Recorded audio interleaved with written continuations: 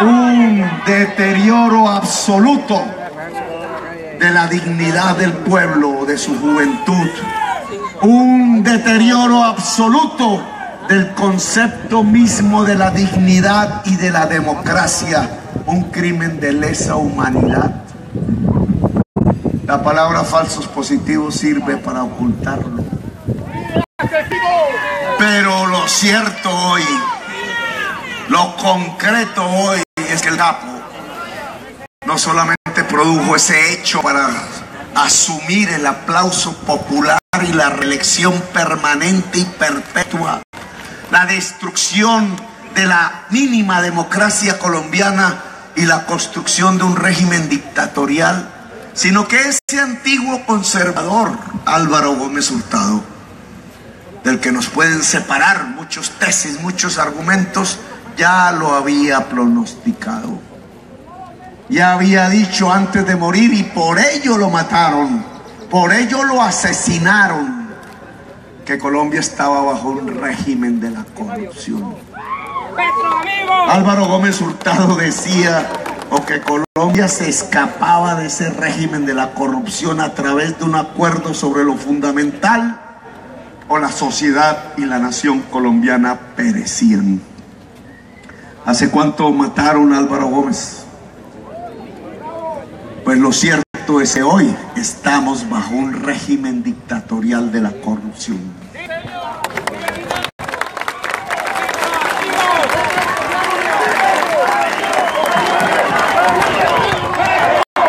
Ya lo había dicho otro liberal, en este caso antiguo también, al cual también asesinaron, Luis Carlos Galán, en donde el lugar donde lo mataron quise comenzar esta campaña presidencial llenando la plaza de Soacha y quizás terminando el discurso que no pudo terminar.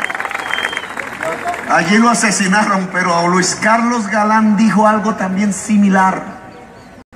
Intuía el joven, mucho más joven que Álvaro Gómez Hurtado, que Colombia estaba viviendo bajo un régimen de la corrupción, que en Colombia había una lucha entre las fuerzas de la decencia en ese momento, y él era parte de esas fuerzas de la decencia, y las fuerzas de la mafia y el narcotráfico que se querían adueñar del territorio, de la sociedad y del Estado colombiano.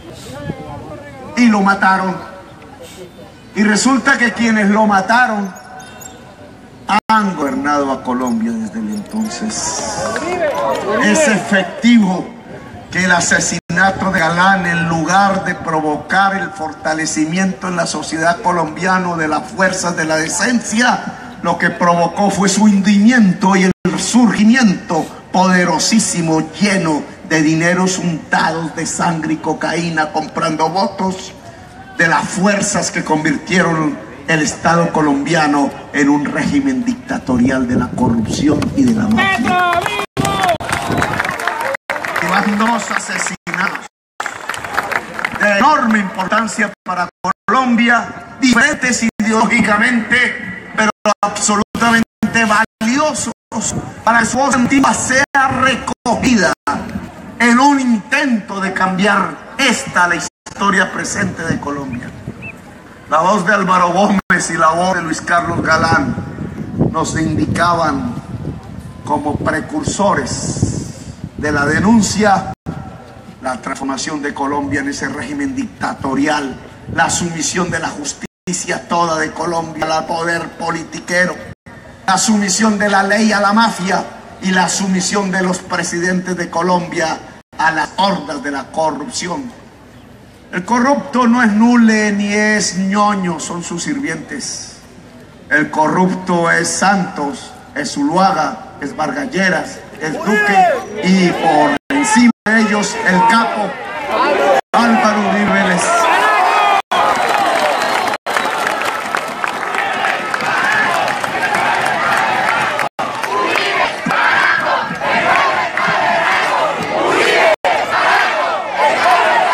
No es coincidencia el que todos los candidatos que pone Uribe sean sobornados por Odebrecht. No es coincidencia. No es coincidencia que Santos haya recibido dineros, que Zuluaga haya recibido dineros, que Duque haya recibido dineros de Odebrecht. ¡Eso se acabó! O más bien que Duque haya sido testigo de la recepción de dineros de Zuluaga. No es coincidencia. Eso no le pasa a ningún ser humano por ahí, porque sí. No se gana 3 veces el baloto de la corrupción. No, eso fue planeado premeditadamente. La realidad de Colombia es que el centro democrático de hoy, el uribismo de ayer, debería llamarse realmente el centro de Odebrecht. La pregunta es, ¿por qué si cae el presidente del Perú? ¿Por qué si cae el vicepresidente de Ecuador? ¿Por qué si cae el expresidente de Brasil? ¿Por qué si cae el presidente de Panamá? No cae la mafia colombiana. Y la respuesta es: en ninguno de esos países el régimen de la corrupción había logrado tomarse tanto el Estado y la política y la sociedad como en Colombia.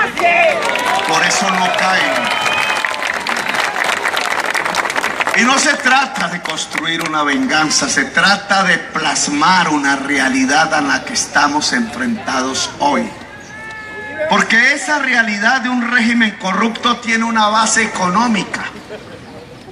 Algunos de mis compañeros, incluido yo mismo en mi vida política, nos hemos puesto como congresistas, como parlamentarios, como dirigentes políticos, a pensar y a hablar y a discutir en los foros, etcétera, cuáles son las reglas, cuáles son las normas que pueden acabar con la corrupción en Colombia. Se hizo la Constitución del 91, se han hecho no sé cuántas reformas políticas. La última hace muy poco. Hemos llenado de normas la actividad política. Algunos por ahí ya dicen hay que presentar las declaraciones de renta públicamente, como si los corruptos pusieran sus bienes en las declaraciones de renta. No son tan pendejos. Que no hereden, dicen. Que no puedan estar más de 2 periodos seguidos en el Congreso, como si no hubieran aprendido a poner a sus mujeres, a sus amantes, a sus hijos, para continuar con las curules. Un mundo de normas que en lugar de luchar contra la corrupción realmente lo que han hecho es encarcelar la política. Y se ha llegado a la conclusión, por lo menos en nuestro caso, que ese tipo de normas no sirve para frenar la corrupción. Es una manera de evadir la discusión. El régimen dictatorial corrupto de Colombia tiene una base económica. Preguntado a un viejo dirigente liberal colombiano de hace decenios, muerto hace mucho, Manuel Murillo Toro, le decían radical, los radicales liberales en nuestra historia, sobre por qué había corrupción en Colombia, cuando en realidad en esa época era mínima comparada con la que hoy. Decía, es que la corrupción tiene una base en la estructura social y económica. Traída esa tesis, que me parece correcta, lo cierto es que la gran corrupción colombiana, la gran dictadura mafiosa que domina el país, en lo local y en lo nacional, tiene una estructura social y económica. Y es ahí donde hay que actuar en primer lugar. Yo la he dividido, para ponerlo en términos más coloquiales, en las estructuras económicas que se pueden dividir en 2. La de los dineros fáciles y las de los dineros trabajados. Los dineros fáciles, cuando de pronto alguien se gana el baloto y no sabe qué hacer con ello, lo primero que se le ocurre, entre algunas razones, es comprarse un Ferrari, un Lamborghini, o invitar a una reina de belleza a comer, o ponerle grifería, oro a la grifería del baño. No se le ocurre ponerla a producir. Los dineros fáciles lo que ocasionan en una sociedad es una especie de competencia rapaz por la captura del billete, porque a nadie le costó, es fácil. De pronto llegó como si cayera del cielo enormes bultos que antes tiraban las avionetas. Recuerdo allá en las Corranejas de Ciénaga de Oro. Niño era. Y a veces me preguntaba, ¿y por qué las avionetas tiran tan bajito el billete? Precisamente por donde van a salir los Toro Miura. Porque había un gran espectáculo sobre la muerte. Pero la pregunta no era ni siquiera si el culpable era el toro o el borrachín que a veces jovencito se metía delante del toro a alegrar los aplausos de quienes llenaban el palco de la presidencia, que siempre eran los políticos y los grandes señores del momento. La pregunta era quién era el dueño de la avioneta y de los billetes que caían. ¿Quién ponía esa plata que caía como del cielo, sobre la cual se tiraba fácilmente y rápidamente, más con alguna botella de ron blanco que en ese entonces se usaba? Creo que ya se acabó, el ron Tornillo, ron Córdoba se llamaba. Creo que se la robaron. En la cabeza, con esos tragos, se tiraban en masa sobre el billete. Era una competencia rapaz por coger el billete, aún a riesgo de que el toro saliera y matara. Era el espectáculo. Lo recuerdo de niño. Me dejó una marca. Es más, ¿por qué Petro se volvió revolucionario? Por eso.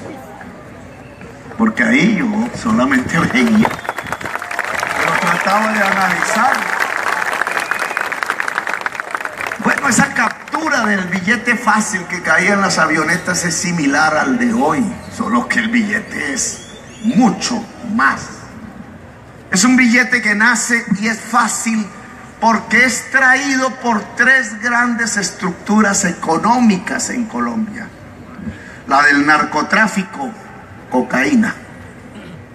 Billete fácil, porque ese billete sale de un diferencial de precios entre el costo de producir cocaína y el precio internacional en Nueva York de la cocaína, que es altísimo por la prohibición de consumo allá en los Estados Unidos.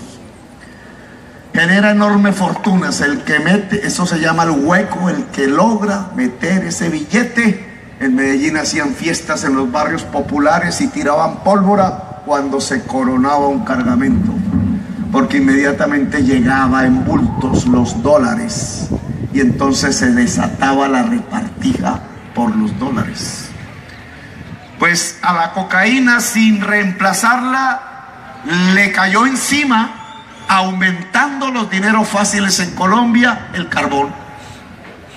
Nos volvimos el quinto productor mundial de carbón y el petróleo.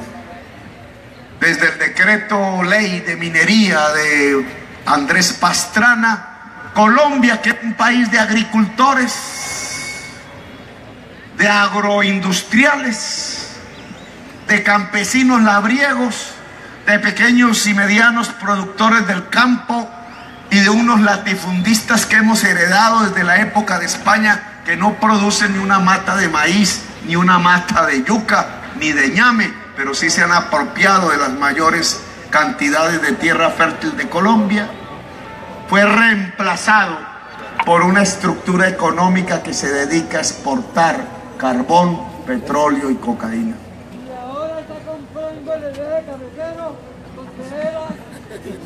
Vale. Y el carbón, ojo, el carbón es más venenosa para la humanidad que la cocaína.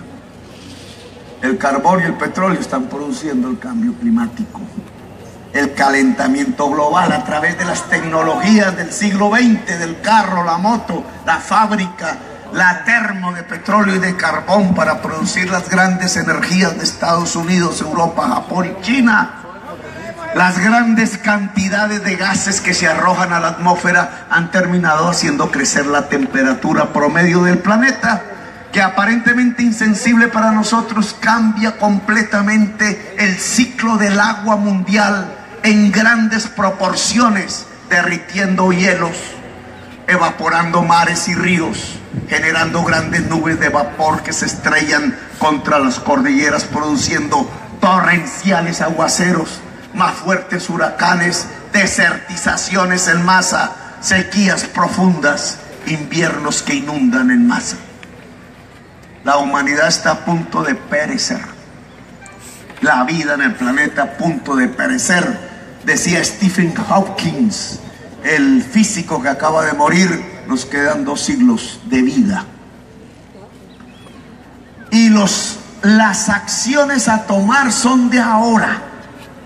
Ya dentro de 50 años no sirve para nada. Y la vida de nuestros nietos y nuestros hijos pequeños, cuando tengan la edad de nosotros, si no hemos hecho nada nosotros alrededor de ese problema, será terriblemente más tormentosa y dolorosa por las circunstancias ambientales que la que hemos vivido nosotros. Córdoba será muy diferente si no actuamos hoy para nuestros hijos. Y tiene una raíz que es el carbón y el petróleo, por eso es más venenosa que la cocaína. Y que obliga a la humanidad a separarse lo más rápidamente posible de los consumos de carbón y del petróleo.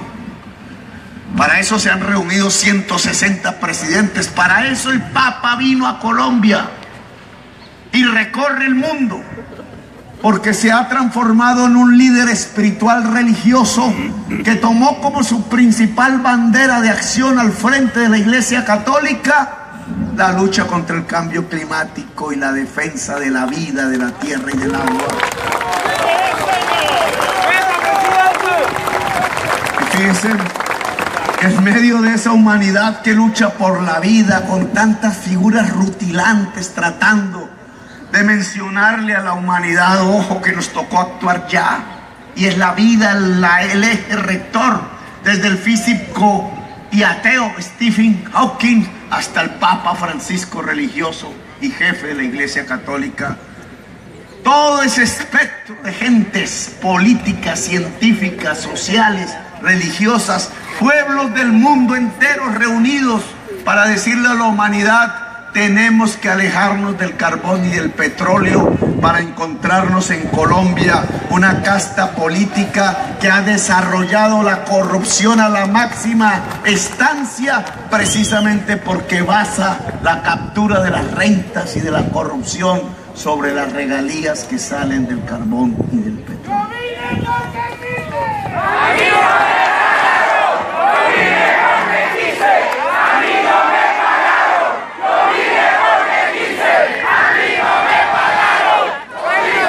Y entonces tendríamos que mirar si Murillo Toro tenía razón, si la corrupción nace de una estructura social y económica, la catarsis de la corrupción en Colombia, el anuncio de Álvaro Gómez Hurtado y de Luis Carlos Galán sobre la peligrosidad inminente de que todo el Estado colombiano fuera tomado por una dictadura mafiosa y un régimen dictatorial de la corrupción, se ha vuelto realidad a partir de una base económica y social, la de la cocaína, la del carbón y la del petróleo.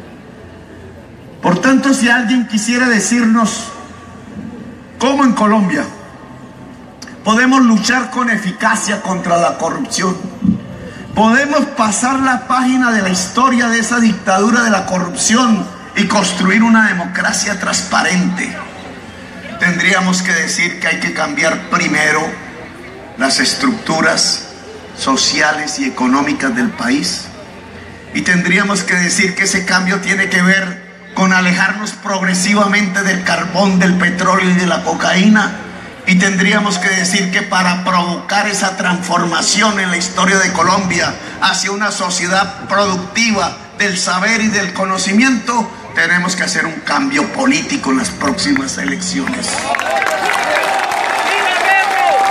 Y entonces traigo otras voces antiguas, las de Jorge Eliezer Gaitán, las de Jaime Bainman. Ambos en épocas diferentes dijeron: señores de Colombia, pueblo colombiano, la paz es justicia social. La educación es paz. Eso dijeron ellos hace décadas. Ambos murieron asesinados, al parecer. Otros dos más que se suman a Gómez y a Galán. Y ese mensaje que tenía que ver, la paz se construye con justicia social. Con educación. Tratemos de articularlo a este tema de la corrupción para tener un programa político coherente.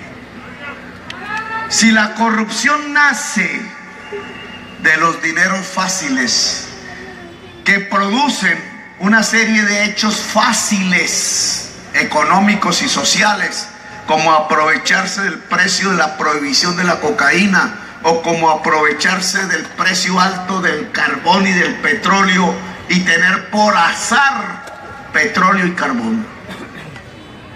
Que el petróleo y carbón no lo puso el ser humano debajo del suelo, lo puso o la geología humana, la geología terrenal desde hace millones de años, o Dios. Y no me meto en la discusión religiosa, porque un presidente de la República debe garantizar la libertad de cultos en Colombia. Cualquiera que sea su origen, lo cierto es que no lo puso el ser humano. El carbón y el petróleo no es producto del trabajo. Los dineros que surgen del carbón y del petróleo no son dineros trabajados, son dineros fáciles. Si Murillo Toro tenía razón, entonces la corrupción disminuye si nuestra riqueza, si nuestros dineros son dineros trabajados y no dineros fáciles. Y ese sería el cambio de la estructura económica. ¿Y qué tendría que ver la paz con ello? Que la justicia social solo se puede construir en una sociedad si esa es una sociedad del trabajo. Y expliquémoslo. La Biblia, para hablar otra vez de religión, en el versículo 19, capítulo 3, libro 1 del Génesis, dice: te ganarás el pan con el sudor de la frente.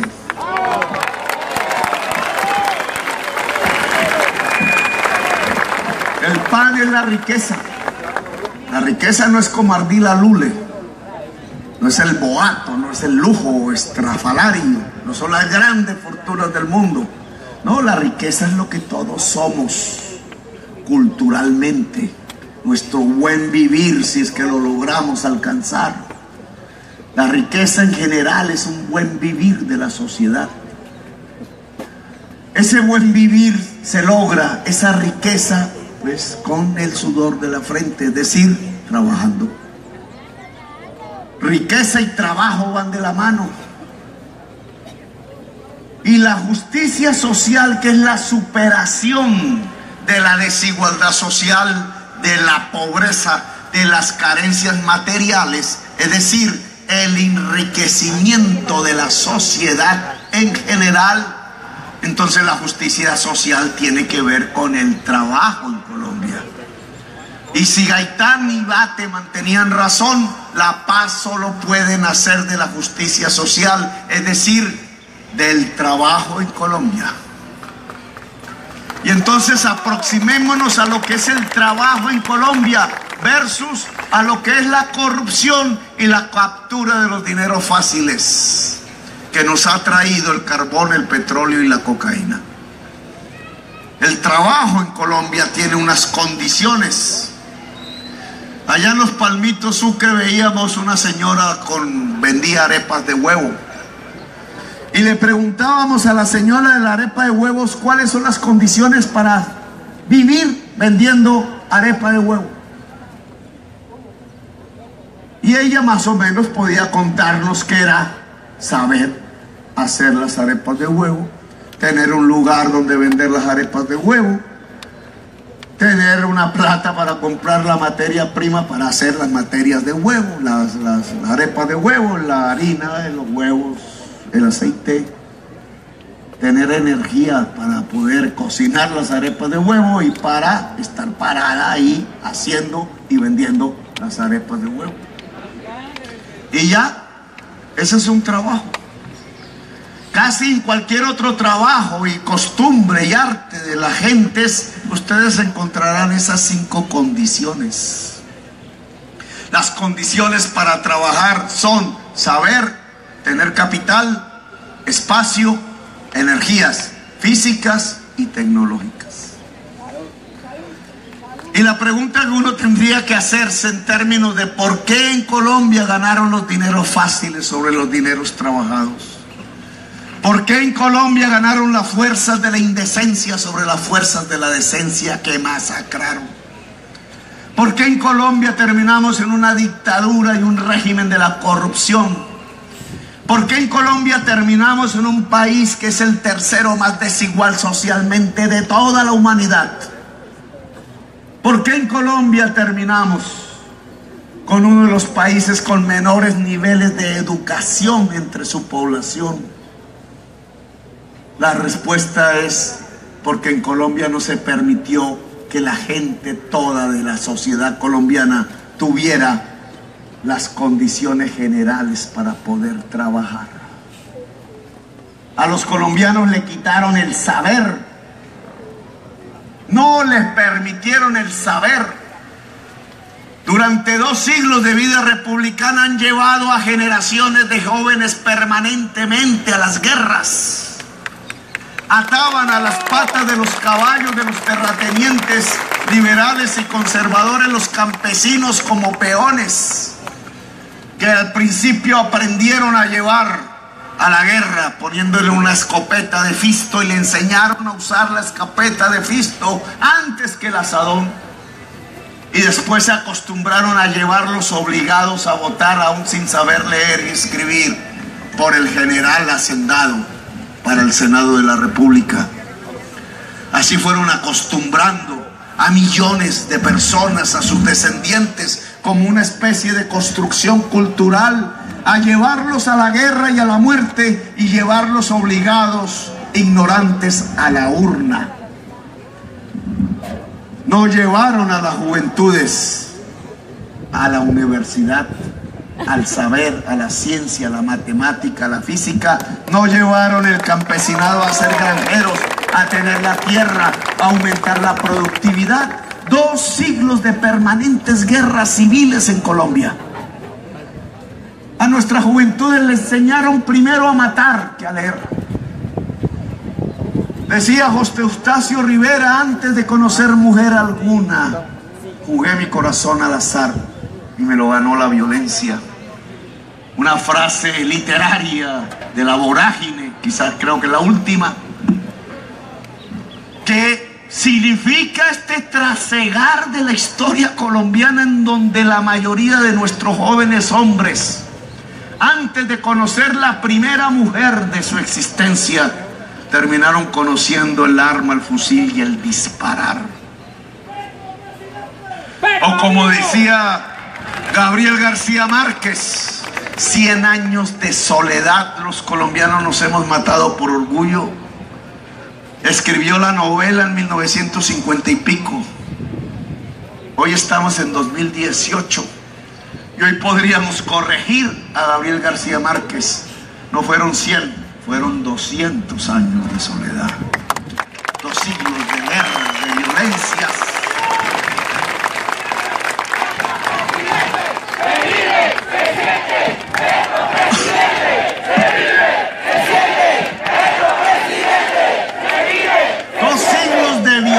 Que cruzaron también por Córdoba, no creamos que no. Todavía ahí está, y le pido a ustedes que lo investiguen. La historia del Boche y de los hermanos Lacharm, que lo mataron como a un zorro, como se cazan los zorros. El Boche era el organizador campesino en los años 30 y 40. Inmigrante italiano era él. Juana Julia Guzmán, que deberíamos hacerle un gran monumento en vez del monumento a Carlos Castaño que se ha hecho en Montería. Carlos Castaño era el terrateniente